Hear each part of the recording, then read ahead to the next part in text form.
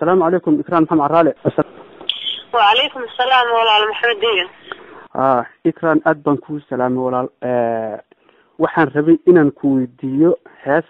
dhawaan soo baxday oo laga daawaday internetyada iyo meelaha YouTube iyo website qaarkood soo qoray oo muqdisho aad u qaadeen adiga iyo qaboojiya marka heesta muran badan ayay dhalisay dadna waxay u arkeen wanaag dadna waxay u arkeen gardaro marka adiga ka Ikram ahaan sidee heesta kula tahay horta waa mahadsantahay maxamed diyo dadkii wanaaga u arkay aad u mahadsanyiin dadka kale ee khaladka u fahansan heestan aniga cabdi jaamacan qaadnayna heestan horta wax muqdisho cay ama aflagaado u geysan habeerata ma jirto muqdishona cay iyo aflagaado naga mudnaa ma garatay heestan waxa ahayd hees oo gubaaba ah iyo gac isku jirta haye internetyada marka dadku soo geliyeen dadku leeyihiin cabdi jaamac iyo Ikram baa caayay maxaa la dhahaa muqdisho cayna malaha ceebna malaha waxaan ku caaynaa iskaba yar especially personal ahaan anigu waxaan ku caaynaa ama muqdisho waa laga deenayskeen muqdishona dhibaatooyin badan iyo burbur badan bay soo maray hadda ka horna hees aniga cabdi jaamac iyo dad badan oo fanaanin kale ay qaadayeen oo muqdisho iyadana dhibaatada laga hadlayay waan duubnay tanba ku soo hadhay xamar way dekantay we're not talking about right now waxaan ka hadlaynay wixii hore u dhacay heesta qalcada waxbay ka hadlaysaa wixii hore u dhacay xamar inay dekantay problem iyo dhibaatooyin ku jirtay ayaan ka hadalnay bacdi waxaan ka soo hadalnay kale in uu madaxweynihii dalka iyo dadka ay soo doorteen inuu daadihiyo ma garatay waxa soo hadhay kale Ismaaciil Cumar inaan ku nidhi madaalow Ismaaciil dawladda Djibouti dariska ka dayo Djibouti waxay ahayd maalintii muqdisho dhibaatada iyo problemka ay ku jirtay maxaa la dhahaa madaxweynihii Sheekh Shariif uu tagay muqdisho carta lagu qabtay ma uu tagay waxaan ka wadaayeen Djibouti carta shirki carta lagu qabtay Djibouti waa dal walaalkeen oo Soomaaliya hadana aan Djibouti ku dayo ma waxaan dhihi lahaa Kenya ku dayo mise Ethiopia ku dayo ayaan dhihi lahaa waa runta dadka hadii wixii ammaanka ama wixii wanaaga ahaa oo xumaan loo fasilanayo horta sidaan arko heesta ma dhamaystirna oo qayb un baa laga soo saaray hadda ma dhamaystirna page-kii u horeeyay dadkii iyagoo si fiican u fahmin ayaa website-dadii la isku buunbuuniyay la dhahay cabdi jaamac Ikram xamar caynay xamar maxaa loo caynay aniga ma cayni kari xamar waa wadankaygii waa dalkaygii isnada boranagu maaragtay fanaanadaan ahay qabiil iyo waxa kama hadlayo fanaanad qabiil la meeyay xamarna waa dalkaygii Soomaaliya waa dalkaygii everywhere oo Soomaali degan tahay ama magaca Soomaali sheegta nin fanaanan oo hay waana jecelahay qof kasta fanaan meel kasta oo fanaanin isku timaado ama guubaabin lagu sameeyo ama wacyigelin la gelinayo waa taaganahay xamarna mar walba waan u heesay haddana waan u heesay horena waan ugu heesay haddana waan u heesay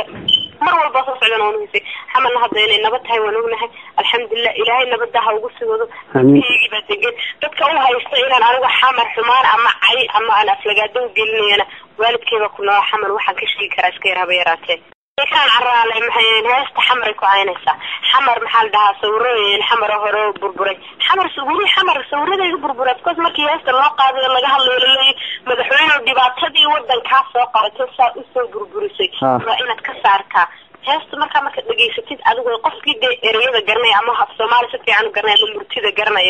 fahmay in la isku daray waxa in past iyo waxa taagan si dadka ay u qancaan kulli dadkii shaki uu ku jiray macnaha shaki hadalkaagan waxaan rajeenay inay ku qancaan page labaad oo heesta ama iyada oo dhameystiran goorma soo saaraysan si macnaha dadku u dhageystaan maxamed adiga ama bari ama saad dambe ayaan soo saarnaa insha Allah clipkii oo isku dhameystiran codka iyadoo labadii page oo codka duuban website-ka dayad ka dhageysan kartaan waxaan aad uga raali gelinayaa shicibka Soomaaliyeed ee khaladka ka fahmay annaga heestan aniga cabdi jaamac qaadnay annagu xumaanana ugu lama jeedin haddana ugu lama jeedin horena ugu lama jeedin dibna ugu lama jeedi doono aad baan uga raali gelinaya dadka khaladka u fahmay inaan annagu xamar aflagaadeynino xamar mana aflagaadeyn karo mana caayi karo mana xumayn karo waxna kama sheegi karo aad baa u mahadsantahay Ikram inta baan ka rabnay sheeg aad u cadeyso dadkii laga dhaadhiciyay khaladkii yaraa ee loo soo qorqoray Ikram iyo qaboojiye ayaa hees ay xamarku aflagaadeenan u soo qaaday waxaan rajeynayaa marka dadka inta badankood inay ku qancaan waa mahadsantahay iyo mahadsantahay shicibka dalkayga iyo dadkayga iyo dalkaygana aad baan u jecel mar walbana waan garab taaganahay aada u mahadsantahay Ikran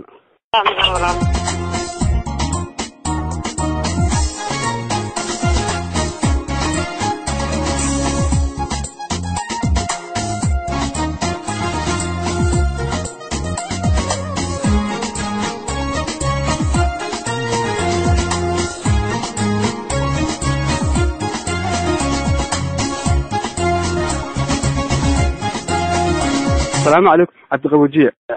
عليكم السلام. waxaa kula hadlaya website-ka Dayo Music. waa ku salaan aad baan ku salaanay cabdi waxaa jirta hees aad adiga iyo Ikran Maxamed Cafaale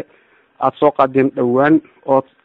video ahaan laga fiirsaday internetyada iyo YouTube-ka heesta marka waxay ka hadlaysay Muqdisho marka dad badan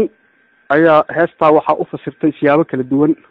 dadka qaarna waxay u arkeen positive dadna waxay u arkeen in ay tahay aflagaado iyo sheekay aad u geysateen magaalada Muqdisho marka si aan u kala cadeyno fikradaha kala duwan waxaan rabnay horta intaan ku weydiin macnaha heesta abwaanka sameeyay heesta محمد waxa sameeyay ilaa Usmaan Faysal oo ku nool Hargeysa waqtigii madaxweynaha la doortay ay runtii weydiyay heesta musiga Hargeysa la soo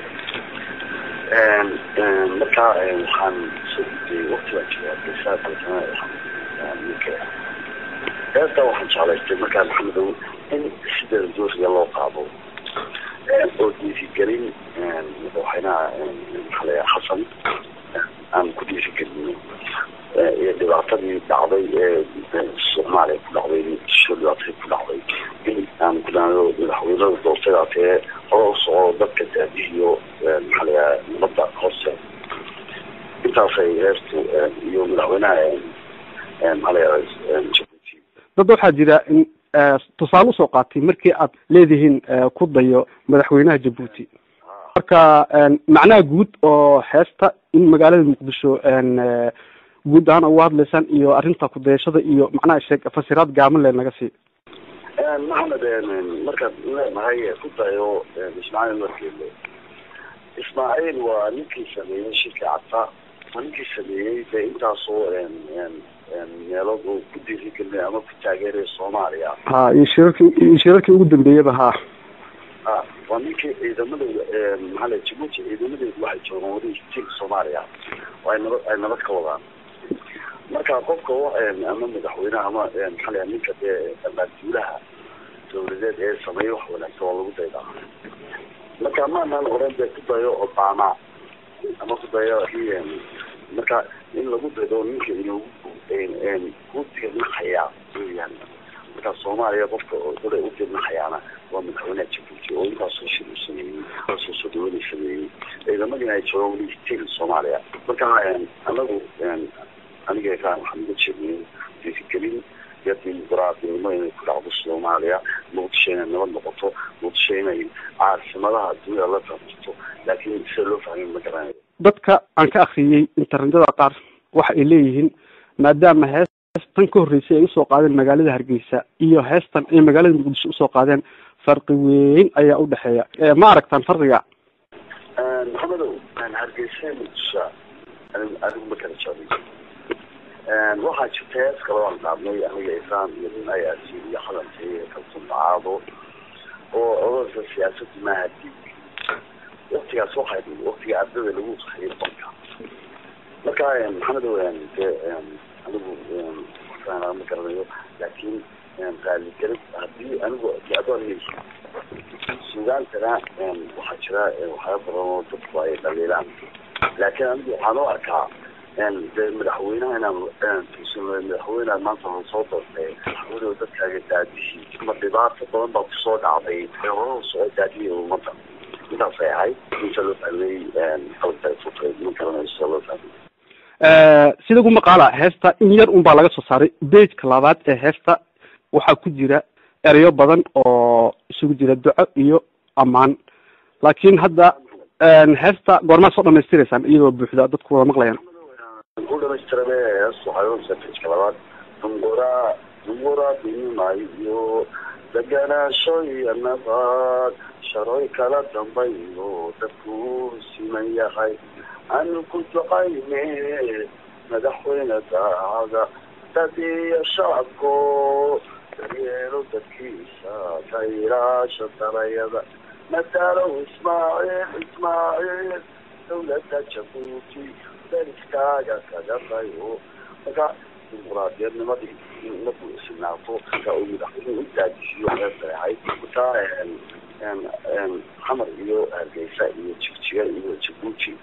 annaga haddaan fanaanay waa dilkeeda gacanta marka ummadda waxaan gaarsiinayaa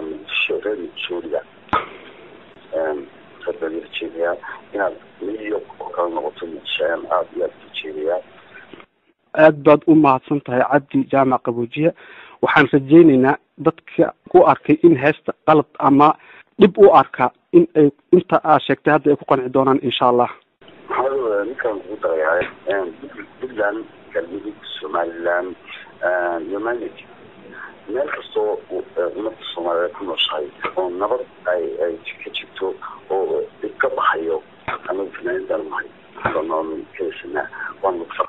waasantaa meeshii dhib ka jirana inaad uga digtaan meeshii nabad iyo barwaaqo iyo horumar gaartan inaad ku ammaantaan waa wax waajib ah qof walba Soomaali looga baahan yahay